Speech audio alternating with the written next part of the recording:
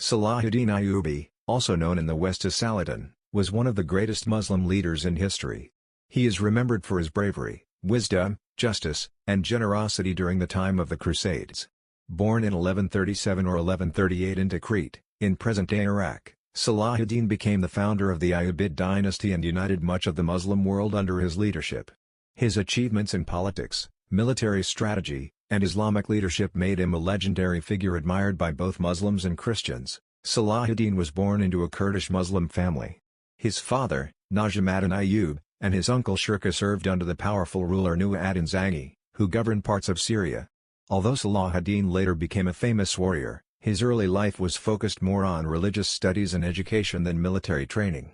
He learned the Quran, Islamic law, Arabic literature, and history.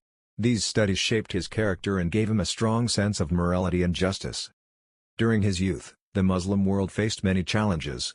The Crusaders, European Christian armies, had captured Jerusalem and other important cities in the Holy Land after the First Crusade in 1099.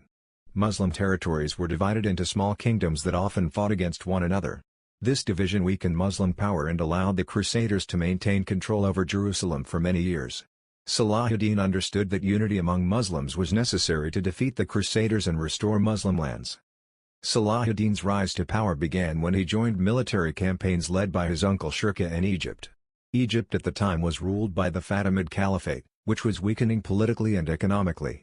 Hattin sent Shirkuh and Salahuddin to Egypt to prevent the Crusaders from taking control of the region.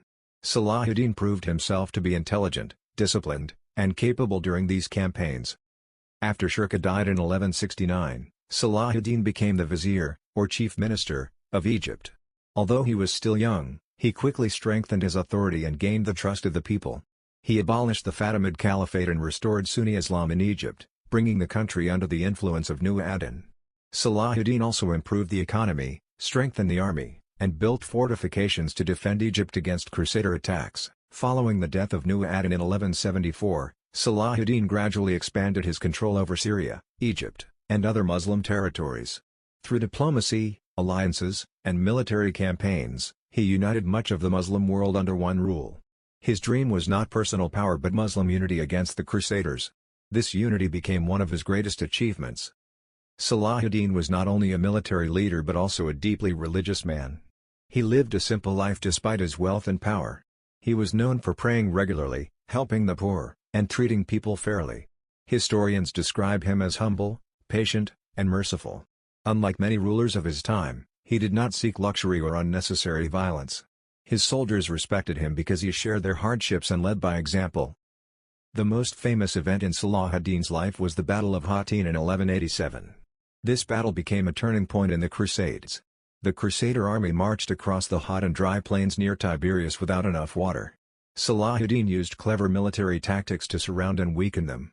His forces defeated the Crusaders decisively, capturing many important leaders, including King Guy of Jerusalem. After the victory at Hattin, Salahuddin captured many Crusader cities and moved toward Jerusalem. For Muslims, Jerusalem was one of the holiest cities because of its connection to Prophet Muhammad, peace be upon him. The city had been under Crusader control for nearly 90 years.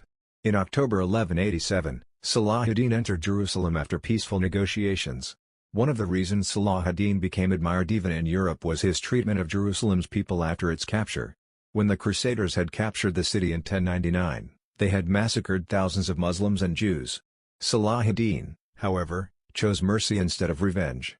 He allowed many Christians to leave peacefully after paying a ransom and protected civilians from harm. He also allowed Jews to return to the city. His kindness and justice earned him respect from both Muslims and Christians.